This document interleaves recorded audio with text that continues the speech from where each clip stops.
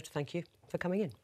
Now, if you've ever ordered a takeaway meal using a smartphone, you're probably a big fan of the ease and choice on offer. But for workers in the so-called gig economy, where should the line be drawn between flexibility and guarantees of basic rights? Greg Dawson has been investigating.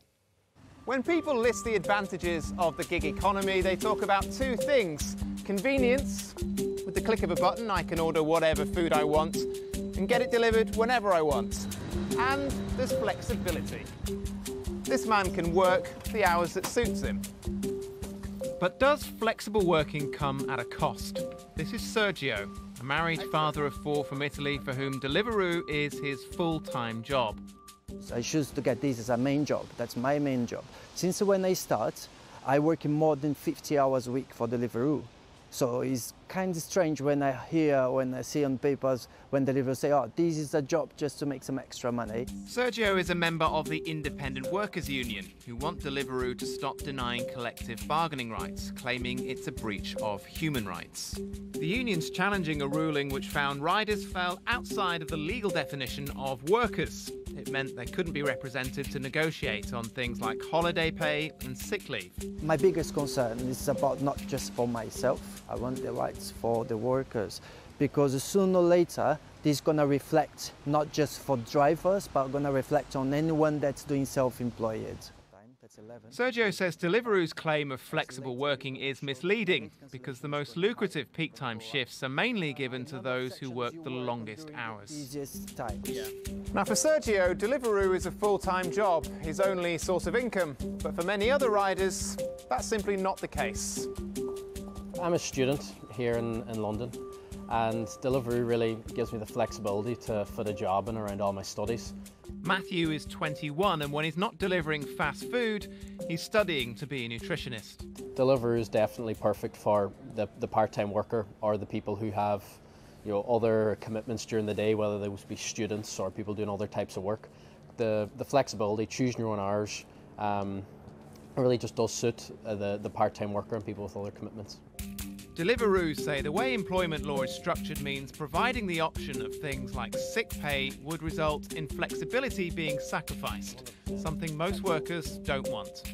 Holiday pay would be amazing, and it is crucial to a lot of jobs, but having the ability to be able to just decide not to work when you want, if something comes up, if it's a birthday, if you have a certain kind of event, you choose when to work and when not to work. Is it your opinion that perhaps Deliveroo suits people who work part-time as opposed to full-time? I don't think it's ideal to be a full-time worker, but I don't think Deliveroo advertise and portray it as a full-time job. Sergio says he is looking for other work, but while he's with Deliveroo, he's entitled to more rights. He, Matthew and other Deliveroo riders are now awaiting the High Court's judgment. Well, as was said there, it's an argument that has been taking place in the High Court this month, with the Independent Workers of Great Britain seeking a review of that ruling. Let's talk to Jason Moyer-Lee from the Independent Workers of Great Britain. There's not been a judgment yet, but broadly speaking, Jason, this was about the ability to unionise or collectively bargain, wasn't it? Yeah, that's right. So we've argued the case. It's gone ahead on the basis of human rights. And in a nutshell, Article 11 of the European Convention on Human Rights is about trade union freedom and freedom of association, and that includes the right to collective bargaining. So what we've argued is that for Deliveroo riders to be able to enjoy those convention rights, they have to be considered workers by the High Court. Right, so that judgment needs to change, because in the past the judgments have said that riders are self-employed and not workers and therefore don't have any rights in that sense in terms of holiday pay and sick leave. Well, the first instance tribunal, the Central Arbitration Committee, did say that Deliveroo riders fall outside the definition of worker. That doesn't have anything to do with self-employed. LIMBY workers are also self-employed, two types of self-employed people. So their self-employment isn't in dispute. But yes, we're basically appealing the decision of the Central Arbitration Committee to argue that they have to be given those human rights, those trade union and collective bargaining rights. But is there a trade-off in terms of the flexibility that these workers and riders enjoy currently? Well, this is the favorite narrative of companies in the so-called gig economy. They want to paint this picture of UK law forcing people to choose between being able to work flexibly on the one hand and enjoying basic employment rights on the other. And as a matter of law, that's simply not a choice that individuals have to make.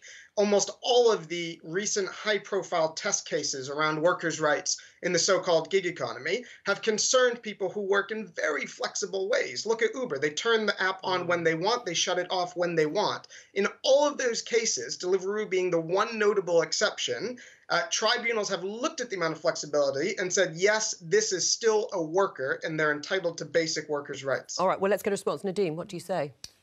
Well, I say that the government is following through Matthew Taylor's review on the gig economy. What does that mean, they're following through? So we've got through? a good work plan, and we're going actually further than the review, where we want workers, not just agency workers and zero-hours workers, to be able to demand a more stable contract. We want day one rights for those workers. We want also protection for vulnerable workers around holiday and sick pay as well. Right, so should Deliveroo riders have the ability to unionise and be able to collectively bargain then? Well, it's up to the Deliveroo riders, and obviously this legislation, what the government is doing is what I'm saying to you is we had Matthew Taylor back in 2016 do a review of the gig economy. He said actually the gig economy is good for the UK economy, but needed to make sure that we support and we make sure the rights of workers in the gig economy are protected. He had a list of things for us to do. We came up with a good work plan, which was published this year in February.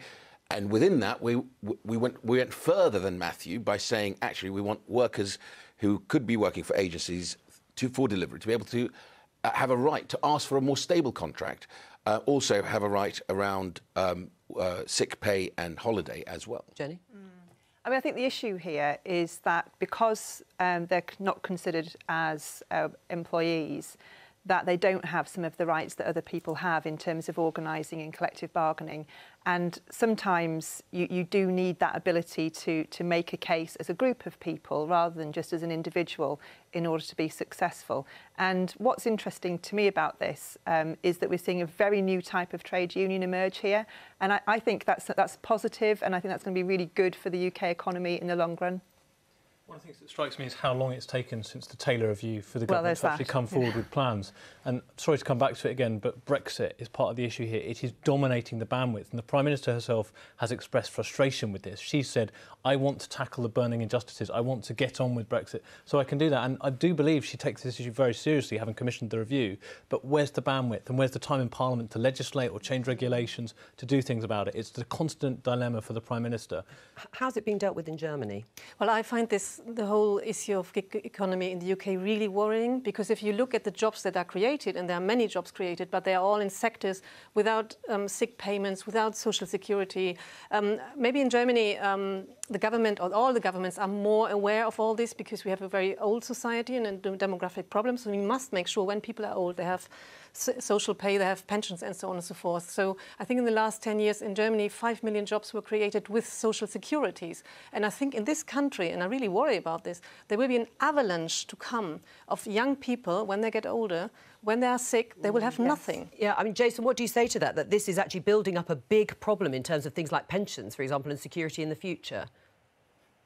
Well, I don't see why Deliveroo riders being entitled to pensions is going to build up any more of a problem than the entire workforce of the country being entitled to pensions. What we're talking about here is not providing some sort of luxury scenario for Deliveroo riders. We're talking about getting them access to the most basic employment rights, like minimum wage and paid holidays and pension contributions, which are minimal obligations on employers, so they can have that basic security that the rest of us take for granted. Nadeem, I mean, I actually meant building up problems because you'll have a lot of people without the security of pensions. Do you see that coming down the line? Well, the reason we actually commissioned Matthew and then produced a good work plan is to deal with this. You're absolutely... Hence the more reason why we need to back the Prime Minister and get on with Brexit so we can get on with this really important work. Right. All right. Well, we'll leave it there since there's Brexit, because we've got Vince Cable, the leader of the Liberal